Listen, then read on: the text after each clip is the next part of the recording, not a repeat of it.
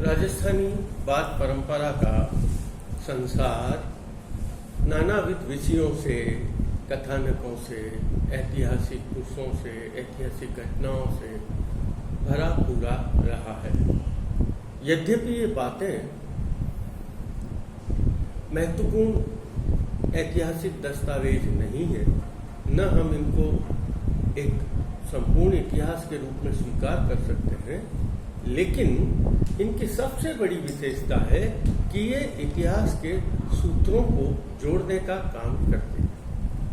इनके ऐतिहासिक पात्र जो हैं वो इस बात का संकेत है कि उनके समसामयिक परिवेश कैसा था, क्या क्या युद्ध हुए थे और उनमें किन किन से युद्ध हुए और उस युद्ध का क्या परिणाम रहा। फर्क केवल इतना ही है कि वार्ताकार अपनी ओर से उसमें कुछ काल्पनिक पात्र, कुछ काल्पनिक घटनाएं और कुछ काल्पनिक कथानक को जोड़ देता है, या उसमें कहने या सुनने की परंपरा से कुछ रोचकता लाने के लिए कुछ प्रसंगों को जोड़ देता है और कहीं ऐतिहासिक तथ्य है उनको नजरअंदाज भी कर देता है। इससे ये बातें रोचक हो जाती हैं और मनोरंजन ले लेती हैं। इसमें एक सबसे बड़ी बात है, जब बात की जाती है किसी प्रसिद्ध नायक की या चरित्र नायक की, तब जो वार्ताकार है वो वार्ताकार क्या करता है, उस समय अपना जो आदर्श नायक है उस आदर्श नायक के जीवन चरित्र को उन्नयन करने के लिए, उसको बहुत ऊंचा उठाने के लिए उसमें कई बार अति रंजनापूर्ण घटनाओं का वर्णन कर देता है, कहीं चमत्कारों को लेकर आ जाता है और कहीं अति प्राकृतिक तत्वों का भी समावेश कर देता है। लेकिन स्पष्ट रूप से कहा जाए तो ये ऐतिहासिक दस्तावेज तो नहीं, लेकिन इतिहास का संकेत करने में सबसे महत्वपूर्ण भूमिका यदि गद्य रूप में यदि कोई निभाती है तो वह ये विधा राजस्थानी वाद परंपरा है।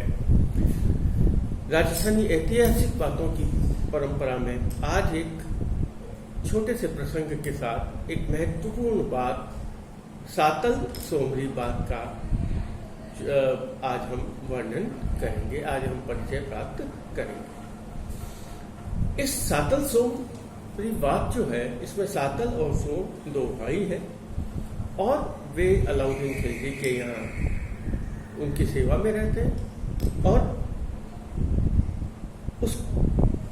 अपना गौरव को भी बनाए रखते हैं और अपना जो स्वामी अलाउद्दीन खिलजी है उसके मर्यादा की भी रक्षा करते हैं, उसके वचन की भी रक्षा करते हैं। तो दोनों ही रूप में अपनी मातृभूमि की रक्षा और स्वामी धर्मिता का, दोनों का एक विचित्र संयोग इस कथा में दिखाई देता है।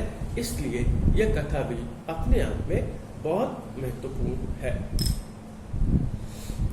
कथा इस प्रकार से प्रारंभ होती है। समियाना गढ़ है जिसका नाम अब समियाना कहा जाता है, जो कुंभटगढ़ है, और वहां एक तालाब का नाम है जिस तालाब का नाम भांडेलाव है और उसे भांडे रबारी ने बनाया है। उस कुंभटगढ़ राज्य पर या उस गढ़ पर सातल और सोम जो दो भाई हैं चौहान राजवंश के, वो राज्य करते हैं और ये दोनों ही जो भाई हैं ये अलाउद्दीन खिलजी की सेवा में दिल्ली में रहते हैं और बादशाह की सेवा में, बादशाह की सेना में सैनिक के रूप में या सेनापति के रूप में कार्य करते हैं। अब कथा प्रसंग आगे चलता है। अलाउद्दीन खिलजी जब भी अपने सिंहासन पर आकर बैठता है तब वह एक बात हमेशा कहता है और वह कहता है, इस जमीन पर, इस धरती पर ऐसा कौन है जो हमसे, वो जो कहता है ऐसा कोई जमी पीछ है हमसू तलवार बांधे, क्या ऐसा कौन सा व्यक्ति इस धरती पर है कि जो मेरे से युद्ध करने की हिम्मत रखता है। वो कहना यह चाहता है कि इस धरती पर कोई भी ऐसा व्यक्ति नहीं है जो मेरी तलवार का सामना कर सके। और ऐसी स्थिति में लोगों के स्वाभिमान को ठेस पहुंचती है, लेकिन अपने स्वामी भक्ति के कारण कोई लोग उसका प्रतिरोध नहीं करते, उसकी इस बात का प्रतिकार नहीं करते, और वह रोज इस प्रकार की आकर बात कहता है। तब एक दिन सातल और सोम आपस में विचार करते हैं और यह सोचते हैं, यह बादशाह तो बहुत अभिमान करता है, गर्व करता है, तो अब हमें इस बादशाह से निवेदन करना चाहिए कि जब भी वो ये आकर कहे कि इस जमीन पर कौन है, इस धरती पर कौन है जो कि मेरा सामना कर सकता है, मेरी तलवार के सामना कर सकता है, तो वो ये कहते हैं कि हम बादशाह से निवेदन करेंगे, उनसे विनती करेंगे कि हाँ बादशाह सलामत, मैं या हम लोग आपकी तलवार का सामना करने की बात रखते हैं और हम आपकी तलवार का सामना करेंगे। इस बात में उनके वह क्षत्रिय गौरव, अपने राज्य का गौरव, अपने मातृभूमि का गौरव सामने प्रकट होता है।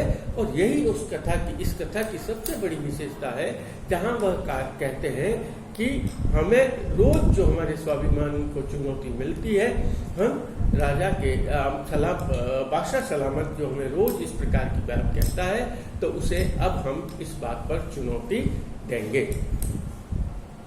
तब एक दिन बादशाह सिंहासन पर आकर बैठता है, सभी लोग आते हैं, सभी लोग मुजरा करते हैं, प्रणाम करते हैं, हाथ जोड़कर खड़े हुए हैं, और बादशाह रोज की तरह अपनी उसी बात को दोहराता है, ऐसा ही कोई जमी बीज है जो हमारी तलवार झेले, हमसे युद्ध करें।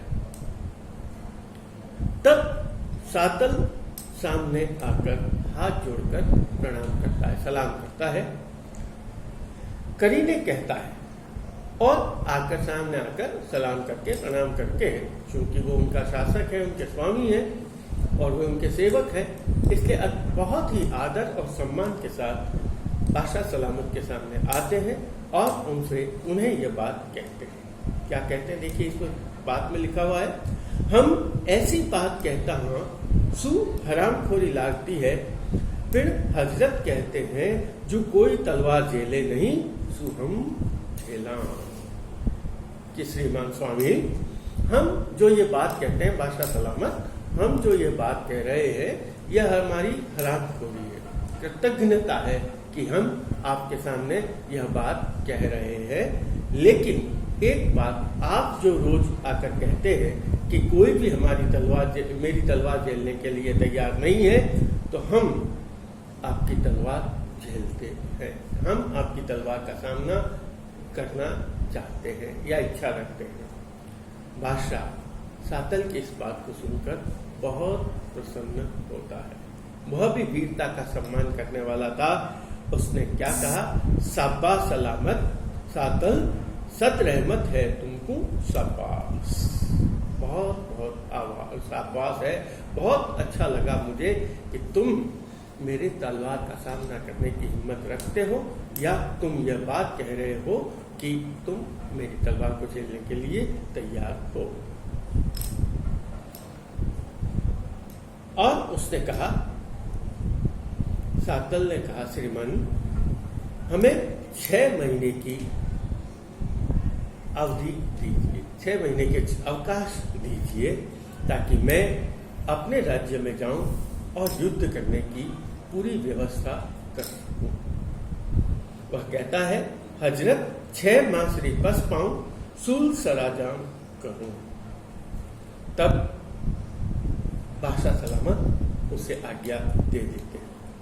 तहरा सातल बादशाह ने हजूर रहे हो, सोम विदा हुआ। दोनों भाइयों में से जो सातल है वह तो बादशाह के पास ही रुकता है, लेकिन उसका भाई सोम है वह अपने राज्य में सेना की तैयारी करने के लिए आ जाता है और घर आकर साज सज्जा सेना का पूरी व्यवस्था संभालता है, गढ़ में पूरा संचय करता है। युद्ध, अस्त्र शस्त्र, खान पान, जितनी भी व्यवस्थाएं हैं, अन्न पानी, उन सब की व्यवस्था करता है। और इस प्रकार करते करते 6 महीने की अवधि पूरी हो जाती है।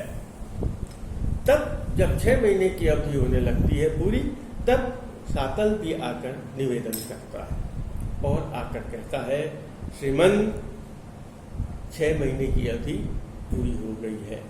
तब बादशाह कहता है, चलो कुंभटगढ़ पर आक्रमण करते हैं। तब बादशाह की फौज मंजिल दर चलते चलते कुंभटगढ़ आई और चलते चलते कुंभटगढ़ जब नजदीक आने लगा, तब सातल ने भी कहा, श्रीमन मुझे भी आज्ञा दीजिए, मुझे भी विदा दीजिए। तब बादशाह ने उसे भी सिरपाव और घोड़ा देकर विदा किया। सातल अपने घर में आ गया। आगे जाकर देखता है, सोम ने संपूर्ण व्यवस्था कर रखी है और गढ़ में बहुत अच्छी सैन्य व्यवस्था, सुदृढ़ संचय, सब कुछ किया हुआ है और गढ़ में 5000 सैनिक चढ़े हुए हैं। तब लोगों के साथ, अपनी सेना के साथ बादशाह आता है और बादशाह उस गढ़ को देखकर यह कहता है, रे ये गढ़ कहाँ है? तारा लोग कहे, गढ़ यही है। तारा पत्सा कहो, इस गढ़ ऊपर मुझको ले आयो, यह तो समियाना है, क्या गढ़ है? बहुत व्यंग में यह कहता है, ये तो समियाना है, ये कुंभटगढ़ कहाँ है? और इस पर आक्रमण करने के लिए आप मुझे यहाँ तक लेकर आए, यानी बादशाह खुद अपनी सेना के साथ आया है, क्या ये इतना महत्वपूर्ण है? आश्चर्य प्रकट करता है और व्यंग में कहता है, मुझे यहाँ क्यों लेकर आए? और बादशाह बहुत अभिमान के साथ यह कह देता है, इस गढ़ को तोड़िया धान खाऊंगा। मैं जब इस गढ़ को जीत लूंगा, जब इस गढ़ का वंचित कर दूंगा, तभी मैं भोजन करूंगा। अर्थात मैं भोजन तब तक नहीं करूंगा जब तक मैं इस गढ़ को जीत नहीं लेता।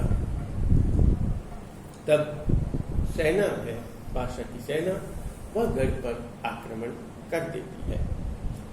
आक्रमण होता है, गढ़ को घेर लिया जाता है। 4 पहर तक युद्ध होता है। गोलियां चलने लगी, तीर चलने लगे, रात होने लगी और वापस आए। दूसरे दिन फिर युद्ध हुआ और गढ़ को जाकर लगे। तीर चलने लगे, गोलियां चलने लगी। 4 पहर तक फिर युद्ध हुआ, रात हुई और वापस डेरे पर आ गए। बादशाह कहो, रे गढ़ अजय न लिया, अभी तक तुमने गढ़ को जीता ही नहीं। हाँ, गढ़ को अभी तक नहीं लिया।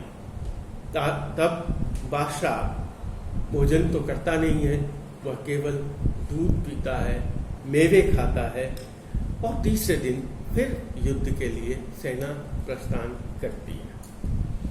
गोलियां चलने लगी, तोपें चलने लगी, लेकिन 4 पहर तक युद्ध होने के पश्चात भी कोई जीत हासिल नहीं होने लगी। ऐसा लग रहा था इस पहाड़ पर, इस पर्वत पर स्थित इस गढ़ पर कुछ भी फर्क पड़ने वाला नहीं है। रात हुई और वापस लौटकर आए। अब चौथे दिन की घटना एक विशेष घटना हुई और चौथे दिन जो बादशाह के सेनापति हैं, जो मुराद है, वो सेनापति बादशाह से एक निवेदन करते हैं और निवेदन करते हैं कि आप भी सेना के साथ रहिए, आप यहाँ डेरे पर न रह के सेना के साथ रहिए और अगर आप सेना के साथ रहेंगे तो हम यह युद्ध अवश्य जीत लेंगे, इस गढ़ पर आक्रमण करके इसे जीत लेंगे। बादशाह स्वयं भी अपने सैन्य सामान के साथ युद्ध मैदान की ओर प्रस्थान कर लेता है और युद्ध में आकर खड़ा हो जाता है। आक्रमण होता है, तीर गोलियां चलने लगती है, 4 पहर युद्ध होता है, लेकिन फिर कोई भी उस पहाड़ पर विजय हासिल नहीं हो सकती। रात और वापस लौट आती है सेनाएं।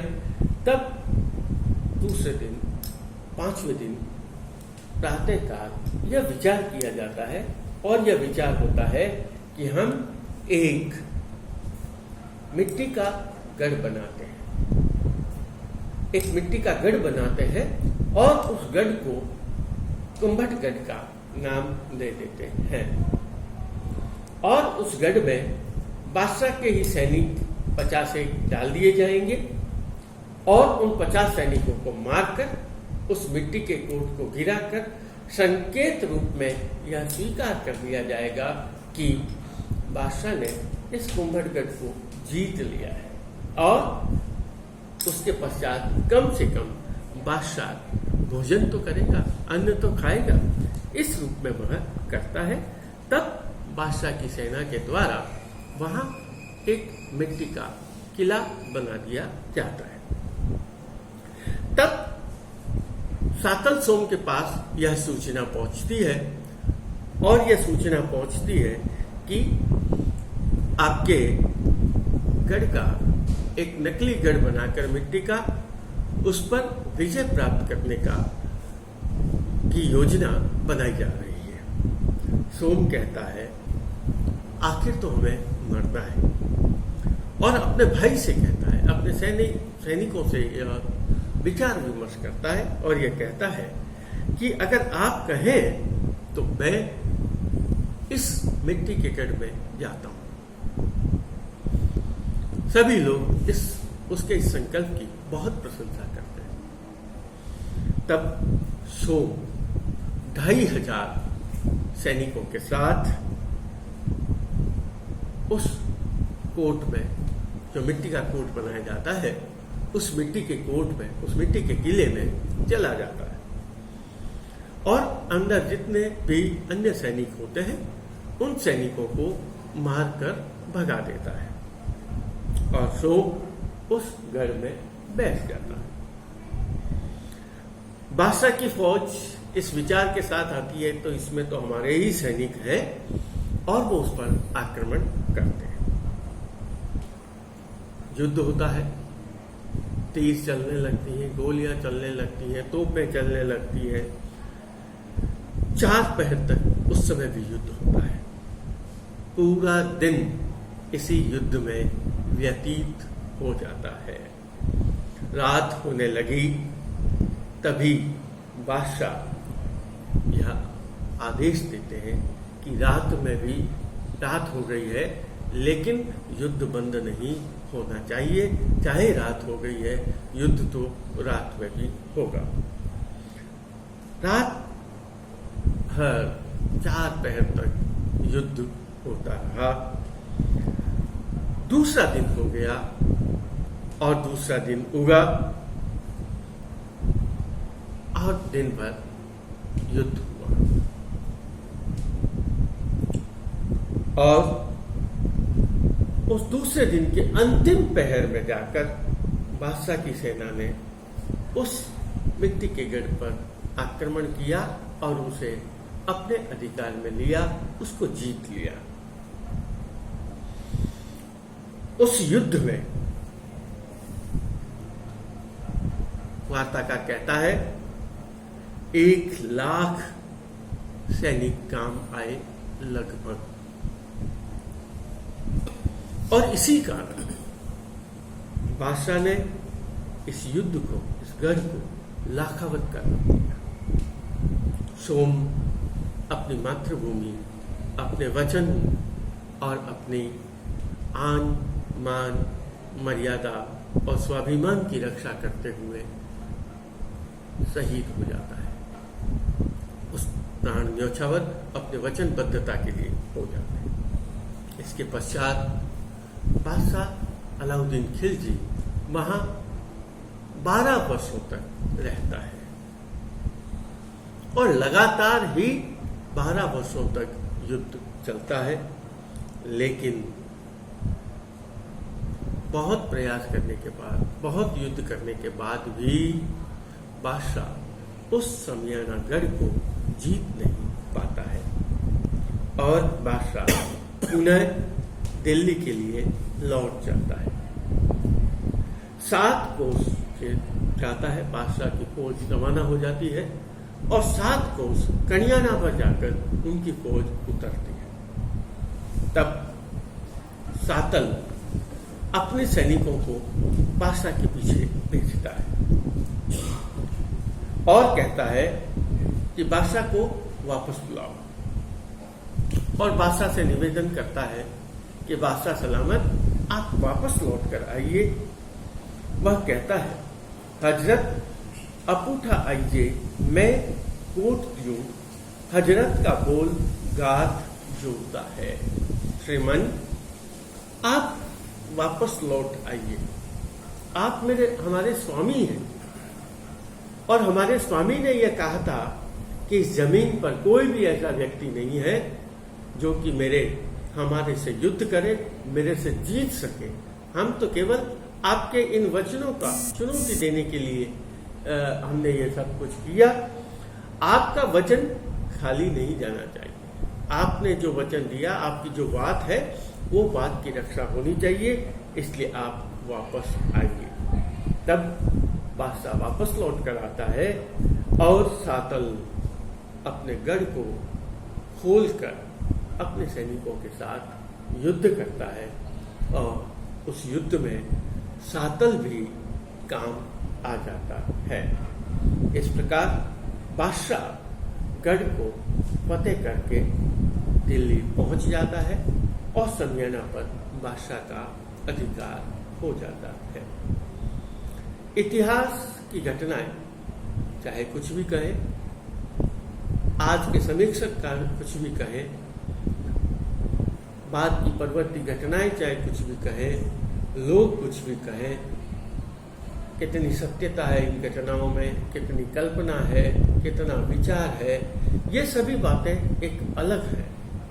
लेकिन यहाँ जो वार्ताकार बात कहना चाहता है वह यह है कि हम अपने स्वाभिमान के लिए, अपने जातीय गौरव की रक्षा के लिए अपना सर्वस्व निछावर कर देते हैं। इतना ही नहीं, स्वामी भक्ति की भी बात को समझाया गया है कि जब स्वामी ने जो बात कही, सेवक का यह दायित्व है या उसके जो अधीन है उनका दायित्व है कि स्वामी ने जो वचन दिया है, स्वामी ने जो बात कही है, उसके बात की रक्षा होनी चाहिए।